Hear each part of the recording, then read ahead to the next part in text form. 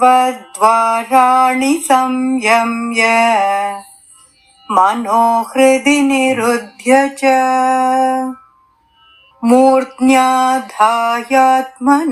प्राणम् ఆస్థితో యోగధారణ.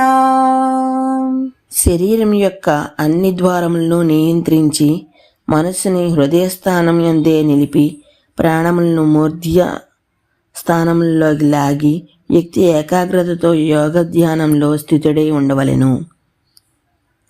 సంసారము మనస్సులోనికి ఇంద్రియముల ద్వారా ప్రవేశిస్తాయి. మనం మొదట భౌతిక వస్తు విషయములను చూస్తాం, వింటాం, స్మరిస్తాము, రుచి చూస్తాము మరియు వాసన చూస్తాం. తరువాత మనస్సు వాటి మీద ఆలోచిస్తూ ఉంటుంది. నిరంతర చింతన అనురాగాన్ని, మమకారాన్ని సృష్టిస్తుంది. ఇదే సహజంగానే మనసులో మరిన్ని ఆలోచనల్ని పునరావృతం చేస్తుంది. ధ్యానమును అభ్యాసం చేసేవారు ఈ విషయాన్ని అలక్ష్యం చేస్తే నిగ్రహింపబడిన ఇంద్రియములు పుట్టించే నిరంతర ప్రాపంచిక తలంపులతో పోరాడాల్సి వస్తుంది. కాబట్టి శరీర ద్వారాలని కావలికాయమనే ఉపదేశాన్ని శ్రీకృష్ణుడు ఇక్కడ ఇస్తున్నాడు. సర్వద్వారాని సంయయ అంటే శరీరంలోనికి ప్రవేశానికి ఉండే అన్ని దారులను నియంత్రించు అని.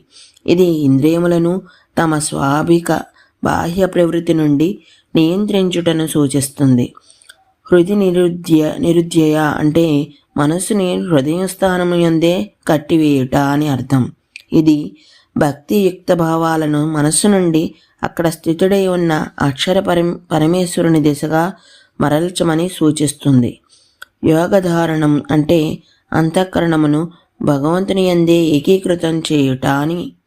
ఇది సంపూర్ణ ఏకాగ్రతతో ఆయన మీదే ధ్యానం చేయటాన్ని సూచిస్తున్నది.